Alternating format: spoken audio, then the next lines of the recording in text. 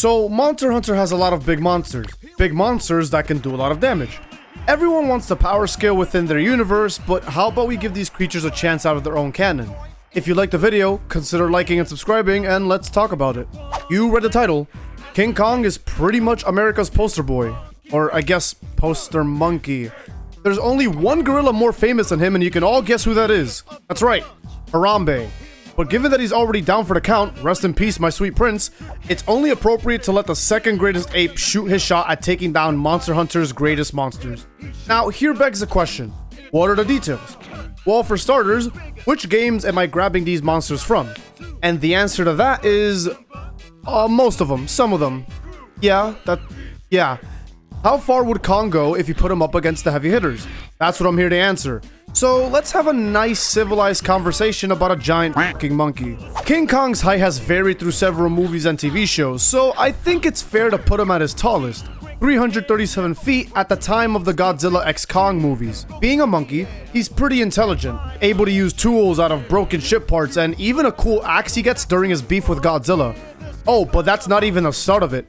Kong is very strong, but that's putting it mildly. Not only can he go somewhat toe-to-toe with Godzilla, who's a monster in his own right, literally and figuratively, he's also fought dinosaurs, multiple at once mind you, skull crawlers who are very intelligent themselves and are extremely violent creatures that can hunt in packs, and other Kongs during the time of the New Empire. Yeah, after that last line, I took it upon myself to rewatch the last 3 Kong movies just to get a better idea of the character. Who said you can't review your work after you finish it? Kong has fought so many more creatures. He killed a massive cephalopod just by stepping on it, can rip tree trunks from the ground with one arm, killed the Skull Devil, a massive skull crawler that dwarfs the other crawlers, has beaten other monsters as large as him, ran the fate against Godzilla multiple times, and so many other showcases of why he's him. And don't think it stops there. Not only is he incredibly strong and experienced, he obtained this handy dandy battle axe that was made from the remains of a dead Godzilla. This axe allows him to absorb energy and redirect it, as well as allow some defense, though it has a limit to how much energy it can absorb. He also has the Beast Glove, which was primarily made to help with movement of Kong's right arm after it was struck from Godzilla's breath. But it can also augment his punches with electricity, and is stated to have enough power to shatter a meteor, as well as provide injections that can treat injuries such as frostbite. With all this, how far can he get through the calamities of Monster Hunter? I think it's fair to say that I'll be mostly talking about other dragons, given that they're usually the biggest and by far the strongest. But where do we start? How about Monster Hunter 4 Ultimate? While Kong dwarfs the majority of the roster, there are a few monsters that rival his colossal size, most notably the Serpent King Dragon Dalamadur. Before we start, let's note the obvious size difference. Dala is 1,400 feet long. That's 4 Kongs. So our monkey isn't beating him in size. Not only that, the Serpent King has limbs, so you know he could throw hands, but not really. Thankfully though, he has other methods of fighting. Not only can he create earthquakes just by moving, he can also shoot a massive beam from his mouth and can summon meteors from the sky. Does Kong win? Short answer, he loses. But does he put up a good fight? Let me check. Closer. Analysis. Okay, so there are 2 things to note. Can he tank or defend against the beam? And can he react to a fucking meteor? Given that he gets damaged by Godzilla's atomic breath during their fight, I don't think Kong will do well against a beam of similar size and is probably close in power. However, I think the axe might give Kong a little bit of an edge, given that it could absorb the atomic breath energy. Now, whether or not you guys want to accept a crossover logic that the axe could handle other elemental attacks is completely up to you. But even if it couldn't, the axe being made from the body of another Gojira means that it's pretty durable and could possibly bypass most physical defenses. As for the meteor, I've never seen Kong exhibit any speed feats that would allow not only to react, but also dodge a meteor and avoid taking damage. Far away, Kong is at a severe disadvantage, but how about up close? Well, even with a size advantage, maybe the outcome isn't so cut and dry. With the glove and the axe, he could do considerable damage to Dala, and if the statements are anything to go by, he could potentially destroy meteors as well, though whether he can react fast enough to do so is still up in the air.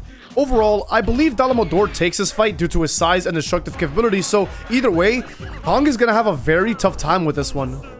How about another large monster from 4 Ultimate? Well, make that 2.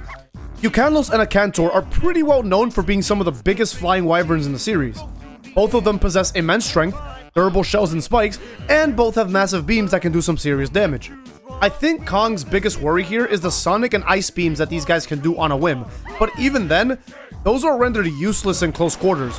Both wyverns need considerable distance and time to charge up, and Kong could easily close those gaps.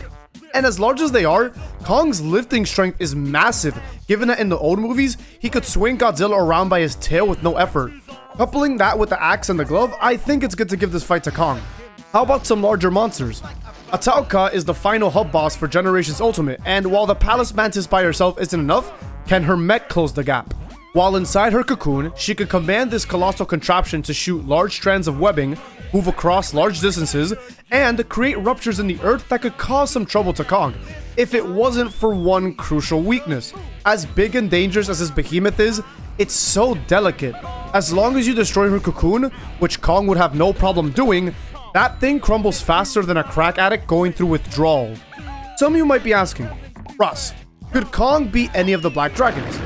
Well, no. There are a lot of reasons, but I think the most obvious one is just they can fly, and Kong can't.